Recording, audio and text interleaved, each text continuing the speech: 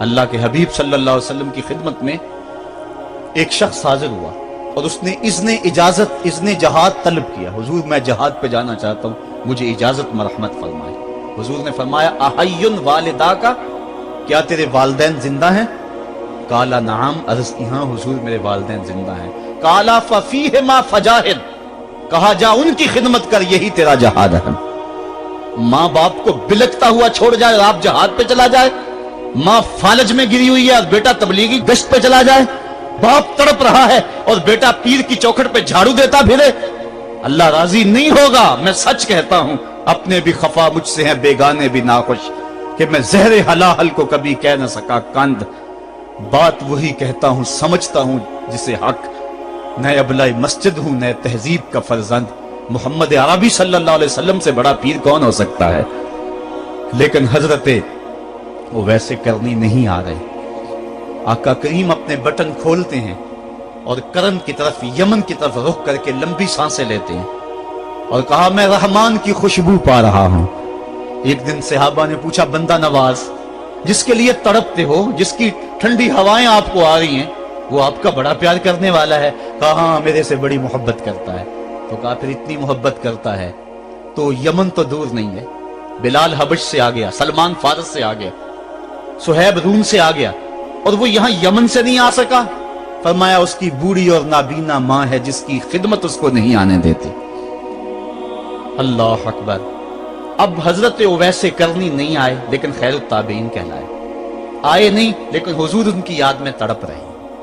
اللہ, بلکہ حضور نے فرمایا کہ کوئی جائے اویس بن عامر کو ملے, اور جب ملے تو اس کو کہنا میری امت کی بخشش کی دعا کرے. جو ماں باپ کی خدمت کرتا ہے اس سے ثابت ہوا اس کی دعائیں قبول ہوتی. میں نے ایک روایت میں پڑھا ہے کہ جو آدمی روزانہ اپنے والدین کے لیے دعا کرے, والدین زندہ ہوں تب بھی, والدین فوت ہو گئے ہوں تب بھی, یہ عادت بنا لے, روزانہ ماں باپ کے لیے دعا کرے, ساری زندگی اس کے رزق میں بے برکتی نہیں آئے گی. اللہ اس کو رزق کی فراوانی عطا کر دے گا.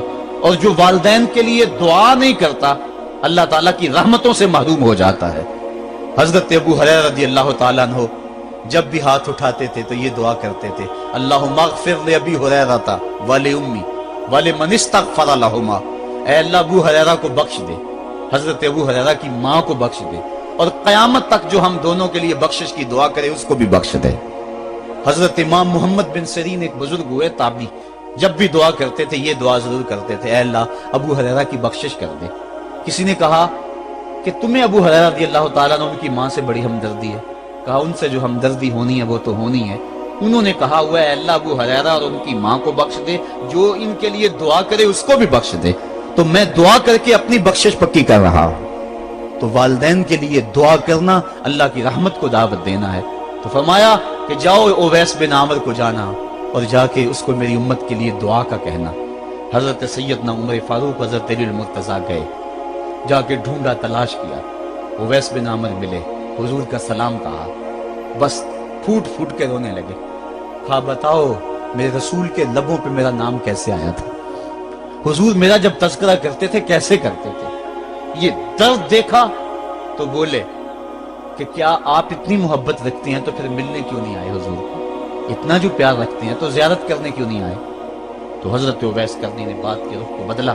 کہا تم نے میرے رسول کو دیکھا, تم نے میرے رسول کی زیارت کی ہے؟ کہا ہاں ہم تو صبح و شام وہاں رہے ہیں. کہا پھر بتاؤ حضور کے یہ ابرو جڑے ہوئے تھے یا کھلے ہوئے تھے؟ اب دونوں حیران ہو گئے. کہا تم نے تو دیکھا, میں نے تو دیکھا نہیں, تم بتاؤ نا. پھر میں تو گیا نہیں, مجھے کہتے ہو گیا نہیں, تم بتاؤ حضور کے ابرو جڑے ہوئے تھے یا کھلے ہوئے تھے؟ حیران ہیں. کہا حضور آپ ہی بتلائیے. کہا کوئی دور سے دیکھتا تو جڑے ہوئے نظر آتے, قریب آ کے دیکھتا تو کھلے ہوئے نظر آتے. یہ وہ ہے جو ماں کی خدمت کرتا رہا اور حضور کے دربار میں حاضر نہیں ہو سکا, لیکن حاضری اس کی تھی, وہ جہاں بھی تھا وہ نبی کے قرب میں تھا. تو اس لیے ماں باپ کی خدمت اتنا بڑا وظیفہ ہے. حضرت بایزید بستامی کہتے ہیں میں نے حق معاف کروا لی اپنی ماں سے, کہ ماں تیرے حق ادا کروں یا اللہ کے حق ادا کروں, تو مجھے اپنے حق معاف کر دے, میں اللہ سے اپنے حق معاف کروا لیتا ہوں, اپنی اللہ کو راضی کر لیتا ہوں. جنگلوں میں گھومتے رہے, 12 سال بیت گئے. ایک دن دوبارہ آئے, بستام کی سمت سے گزرے, خیال آیا چلو ماں کو سلام کر جائیں. तहज्जुद का वक्त था, रात का वक्त था, दरवाजे पे खड़े रह गए कि मेरी माँ सोई होगी, मैंने कभी कोई खिदमत नहीं की माँ की, तो अब उठा के तकलीफ क्यों दूं।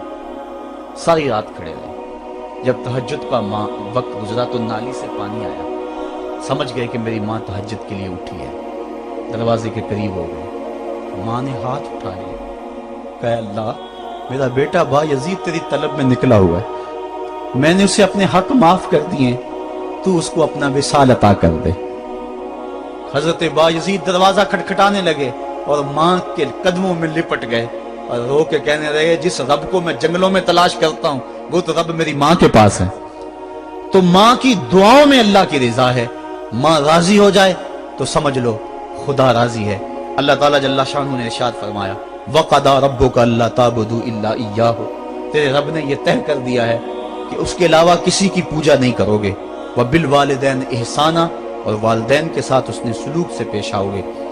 इम्मा यबलुगन्ना इंदकल किबरा अहदुहुमा औ किलाहुमा फला तकुल लहुमा उफ़्फ़िन वला तनहरहुमा, अगर तेरे पास दो या दोनों में से एक बढ़ापे को पहुंच जाए तो फिर उनके सामने तूने उफ भी नहीं कहनी और ना उनको झिड़कना है और उनसे नरम लहजे में बात करनी है। जब माँ बाप जवान हो, बच्चों की जरूरियात पूरी कर रहे हैं, उनके तालीमी अखराजात और उनके मुआशी सारे मामलात दुरुस्त कर रहे हो, तो उस वक्त तो वालिदैन की बच्चे ताजीम करते ही। इम्तिहान उस वक्त शुरू होता है जब माँ बाप बूढ़े हो जाते हैं और चलने फिरने की सख्त भी नहीं रहती, सिर्फ सांस की एक डोरी लटकी रहती है। और जिस तरह बच्चा अपने बदन से मक्खी भी नहीं उड़ा सकता था, अब ये हालत माँ बाप पर आ गई और बच्चे की तरह मिजाज चिड़चिड़ा हो गया। जमाने के हालात बदल गए, लेकिन माँ की पुरानी, बाप की वो पुरानी रवश है, वो उसी अंदाज में, उसी डगर में बात करता है। ये आजमाइश के दिन है, ये इम्तिहान के दिन है। अब देखना है वालिदैन की इस वक्त ताज़ीम कौन करता है। फरमाया इम्मा यबलुगन्ना इंदकल किबरा, अगर तेरे पास वो बढ़ापे को पहुंच जाए, दोनों पहुंच जाएं, या तेरी खुशकिस्मती कि दोनों में से एक पहुंच जाए या दोनों पहुंच जाएं, तो फिर उनकी तूने ताजीम करनी है। क्या, कैसे ताजीम करनी है? फला तकुल लहुमा उफ़्फ़िन, तूने उनको उफ भी नहीं कहना। हजरत इमाम फखरुद्दीन राजी के हवाले से मैं आज ही सुबह या गुज़श्ता शब उफ की तशरीहात देख रहा था। उन्होंने 12-13 अक़वाल बयान किए हैं, लेकिन 2 कौल फरमाते हैं। उफ ये है कि इंसान के बदन के ऊपर जो शफाफ रहता हो, साफ रहता हो, मट्टी पड़ जाए, रेत का ज़र्रा पड़ जाए तो उसको फूंक मार के उसको हटाता है, तो वो फूंक से जो आवाज पैदा होती है उसको अरबी में उफ कहते हैं। तो फिर उफ हर उस चीज के लिए मनकूल हो गया जो नापसंदीदा है। एक तो कौल ये है कि वालिदैन के सामने इस एहतियात से रहो। दूसरी बात, आप फरमाते हैं उफ का मफहूम ये है कि जब माँ बाप बूढ़े हो जाएं तो बोलो बरास चारपाई पे निकल जाता है और इंसान उनको उठा के उनकी खिदमत करता है, सफाई करता है, कपड़े बदलता है। इंसान की तबीयत में जो फितरी नफासत है उसके तहत उसको माँ बाप से जो मकरूह और नापसंदीदा बू आती है उससे वो बचना चाहता है। वो नफरत माँ बाप से नहीं होती, वो नफरत उस बदबू से होती है जो माँ बाप के बदन से या चारपाई से या कपड़ों से उठ रही है। तो बंदा अपने जो है वो नाक पे कपड़ा रख लेता है उस बदबू से बचने के लिए। तो उफ के मफहूम को बयान करते हुए हजरत इमाम राजी कहते हैं कि इंसान को इस बात से भी रोका गया है कि तू अपने नाक पे कपड़ा रख के अगर उनको सफाई कर रहा होगा तो माँ बाप के नाजुक दिल पे कहीं ये बोझ ना आ जाए कि मेरा बेटा मुझसे नफरत कर रहा है।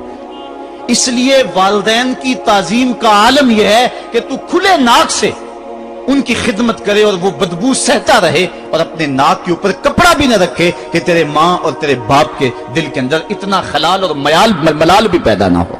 यह है उफ का जुमरा। हजरत इमाम हसन रदी अल्लाह ताला अन्हु ने सारी जिंदगी अपनी वालिदा हजरत फातिमा तो ज़हरा के साथ बैठ के खाना नहीं खाया था। एक दिन हजरत सैयदा फातिमा ने फरमाया कि बेटा मेरा जी चाहता है कि मेरे साथ तुम बैठ के खाना खाओ, लेकिन तुमने कभी भी मेरे साथ बैठ के खाना नहीं खाया, क्या वजह है इसकी? हजरत इमाम हसन फरमाने लगे, अर्ज करने लगे, अम्मी मैं इस डर से आपके पास बैठ के खाना नहीं खाता कि कहीं किसी लुकमे की तरफ आपकी नजर बढ़ जाए और मैं अदमे आगही की वजह से अपने हाथ को उस लुकमे के पे डाल लूं और ना जान सकूं कि इस लुकमे को उठाने का इरादा मेरी मां के दिल में पैदा हो चुका है और मैं अल्लाह की रहमतों से महरूम हो जाऊं, इस डर से मैं आपके साथ बैठ के खाना नहीं खाया करता। यानी मां बाप की ताजीम का आलम यह है, उफ तक ना कहो। हजरत सईद इब्न मुसय्यब रदी अल्लाह ताला अन्हु जलीलुल कदर ताबी हैं, वो फरमाते हैं कि वालिदैन के सामने बेटे की हालत क्या होनी चाहिए। तो फरमाते हैं जिस तरह भागा हुआ गुलाम पकड़ा जाए और उसको पकड़ के जो है वो आका के सामने पेश कर दिया जाए, तो उस भागे हुए गुलाम को पकड़ के जब आका के सामने पेश कर दिया जाए तो जो हालत उस गुलाम की होती है, बेटे की हालत ये मां बाप के सामने होनी चाहिए। अब उन बेटों को सोचना चाहिए जो अपने मां बाप को दकियानुसी का ताना देते हैं और समझते हैं ये ओल्ड फैशन है, इन्हें क्या पता जमाना कहां चला गया है, और उनके फैसलों को मुस्तरद करते हैं। उलमा ने इस बात को तफसील के साथ बयान किया है कि शरीयत के जो कतई ज़ाब्ते हैं, उन ज़ाब्तों और उन कवानीन को और उन मामलात में तो वालिदैन की फर्माबरदारी नहीं होगी, अल्लाह की अगर मासियत होती हो, लेकिन जो मामले शक वाले हैं वहां मां बाप के कौल को तरजीह दी जाए। तो फरमाया उनके सामने उफ भी नहीं कहनी, वकुल लहुमा कौलन करीमा, और उनसे नरम लहजे में बात करनी है। वख्फिद लहुमा जनाह ज़ुल्ल मिनर रहमा, और उनसे बात और उनके लिए अपने बाजू बिछा लेने हैं नरम दिली की वजह से, नरमी की वजह से। जब जानवर जमीन की तरफ रुख करता है, ऊपर से नीचे की तरफ आता है तो अपने परों को सकेड़ लेता है, तो उसके लिए ये लफ्ज बोले जाते हैं वख्फिज लहुमा जनाह। तो अल्लाह ताला फरमाया जिस तरह वो जानवर इज्जत से अपने बाजू सकेड़ लेता है और फैलाता नहीं है, वालिदैन के सामने तेरी अकड़, तेरा उहदा, तेरा मनसब, तेरी शाने, तू बड़ा ऊंचा है, लोग तुझे सलूट करते हैं, तेरे हाथ चूमते हैं, तुझे सलाम करते हैं, ऊंची कुर्सियों पे तू बैठता है, लेकिन वो सब वहां छोड़ दे और माँ के कदमों में आजिज बन के बैठ जा, बाप के कदमों में आजिज बन के बैठ जा। वहां अपनी उस किसी चीज का लिहाज रख, परिंदा ऊपर कोड़े तो पर खोले, लेकिन जब नीचे आए तो परों को समेट ले। तेरा ओहदा, तेरा मनसब बाहर रहे, जब माँ बाप के पास आए उस वक्त तू मुअद्दब गुलाम की सूरत में अपने वालिदैन के सामने खड़ा। वकुल रब्बिरहमहुमा कमा रब्बयानी सगीरा, और अगला हक ये बयान फरमाया कि अल्लाह की बारगाह में अर्ज़ कर, अल्लाह मेरी माँ पर भी और मेरे बाप पर भी रहम फरमा।